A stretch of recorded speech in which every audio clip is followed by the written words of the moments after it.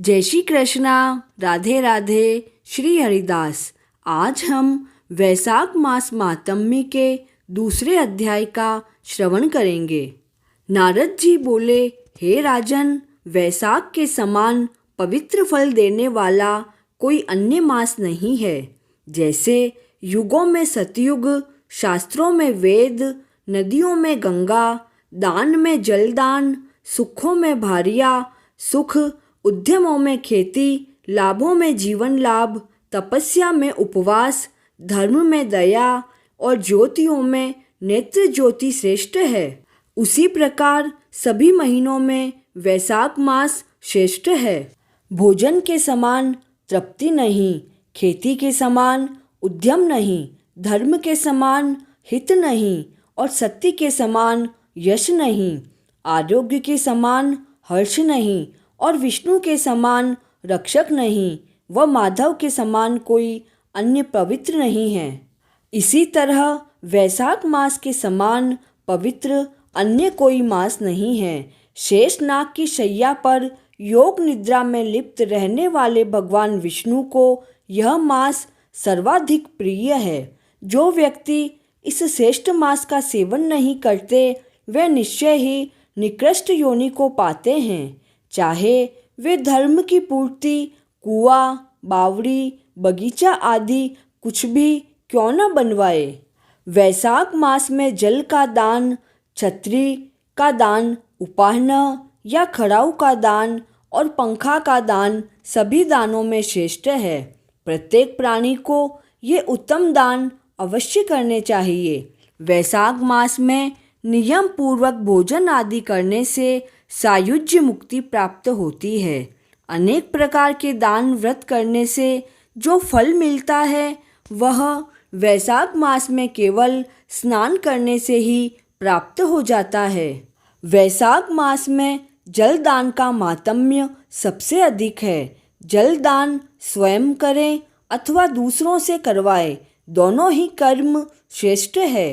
प्याऊ लगवाने से देव, पितर और ऋषि अत्यंत प्रसन्न होते हैं। प्याऊ से राह चलते प्यासे यात्रियों को सुख प्राप्त होता है और उनकी संतुष्टि से प्याऊ लगवाने वाले के कुल के मनुष्यों का भी उद्धार हो जाता है। वैशाख मास में गृहस्थ ब्राह्मण को जल से पूरित घड़ा दान करना चाहिए। इस दान से नीच योनि प्राप्त नहीं होती है। हे राजेंद्र, इस माह में किसी प्यासे महात्मा को ठंडा जल पिलाकर मनुष्य एक यज्ञ का फल प्राप्त कर लेता है। वैशाख मास में सूर्य के ताप से व्याकुल ब्राह्मण की पंखे आदि से हवा करनी चाहिए। खजूर, ताड़ आदि के पंखे का दान करना चाहिए। ऐसा करने से मनुष्य पक्षियों में श्रेष्ठ विष्णु के वाहन गरुड़ के समान होकर हरि की सायुज्य मुक्ति प्राप्त करता है। पंखे का दान किए बिना मनुष्य इस संसार में रोगों से कष्ट पाकर अंत में नरक में जा गिरता है।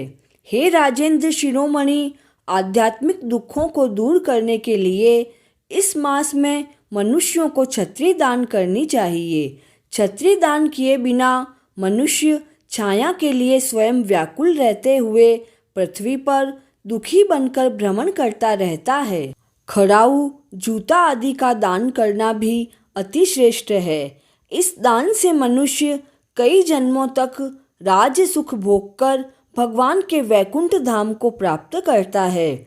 जो व्यक्ति दान नहीं करता वह इस जन्म में संसारी दुखों को भोगकर मरने के बाद नरक के दुख भोगता है। जो लोग पथिकों के परिश्रम को हरने के लिए छायादार वृक्ष अथवा धर्मशाला आदि बनवाते हैं और तन मन से अतिथि सत्कार तथा ब्राह्मण भोजन कराते हैं, उनके पुण्यों का वर्णन ब्रह्मा भी नहीं कर सकते हैं। अन्नदान सर्वश्रेष्ठ दानों में से है। इसकी बराबरी किसी दान से नहीं की जा सकती है। अन्नदान करने वाले को पिता कहा जाता है। इसमें सभी धर्मों का निवास रहता है। वैशाख मास का दूसरा अध्याय पूर्ण हुआ।